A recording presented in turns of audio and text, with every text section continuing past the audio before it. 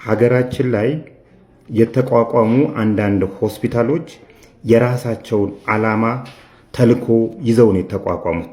ለምሳሌ እንደ ኮሪያ ሆስፒታል ያሉትን ብናያቸው ለኮሪያ ዘማቾች ቤተሰቦቻቸው ሕክምና እንዳይቸግራቸው፣ በዛ ላይ ደግሞ ገቢ ከኮሪያ ሆስፒታል ላይ ገቢ እንዲያመነጩና ያንን ገቢ ለህይወታቸው እንዲደጉሙ በማሰብ ነው የተቋቋሙ።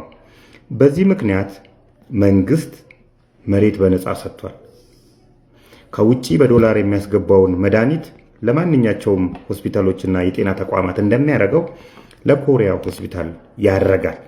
በተጓዳኝ ከፍተኛ ህመም ያለባቸውን ኢትዮጵያውያንን በተመጣጣኝ ዋጋ እንዲያገለግሉ የተቋቋመ ነው።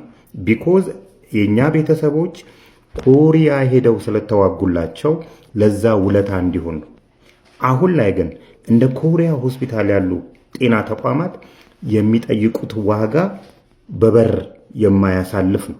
አንዳንዶቹ ሚሽን ይዘው ነው የተቋቋሙ። ሚሽናቸው ለምሳሌ የሃይማኖት ሚሽን ሊኖራቸው ይችላል። ዋና ዓላማቸው ግን ኢትዮጵያውያንን ከሕክምና ማዳን ነው። ወደ ሃይማኖቱ ማስገባት አንዱም ሆኖ ሳለ ነገር ግን ትልቁ የእግዚአብሔርን ስራ መስራት ነው። ዛሬ ላይ በሃይማኖት ሚሽን የገቡ ሆስፒታሎች የሚጠይቁት ዋጋ ብቻ ጤና ጥበቃ ሚኒስቴር እንትን ይበለው።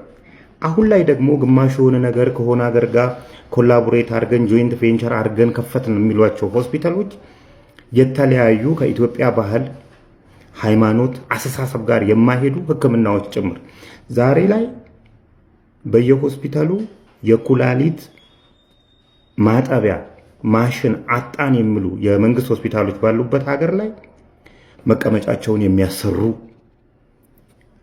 የተለያዩ አካላታቸውን ተፈጥሮ ከሰጠቻቸው አካል ውጪ የሚያሰሩ በተለይ ሴቶችን በጠራራ ፀሐይ እያየን ያለ ነው። ይሄ ፍቃድ አለው? ይቻላል አይቻልም? የንትን ነው።